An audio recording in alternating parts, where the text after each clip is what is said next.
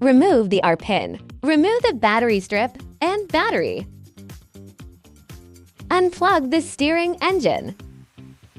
Remove the screws of the steering engine pull rod. Remove the 5 screws on the second floor plate.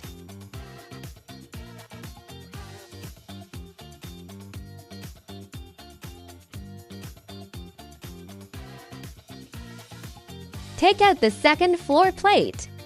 Put the servo pull rod in place. Remove the 3 screws of the steering engine fixing seat.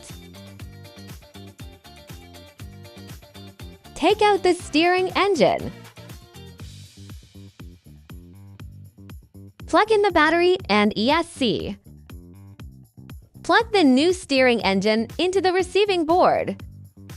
Turn on the power of the remote controller and ESC, and match the frequency with the remote controller. Adjust the steering fine-tuning knob on the remote controller to the middle position. Install the steering engine arm parts vertically on the steering engine. Install the servo arm parts in sequence.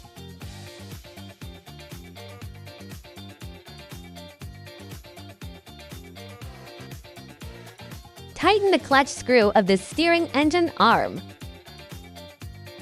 Unplug the steering engine. Pull out the battery plug.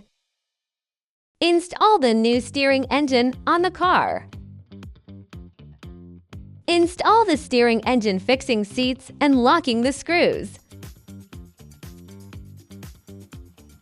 Install the servo pull rod.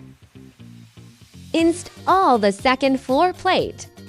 Tighten the 5 screws corresponding to the second floor plate.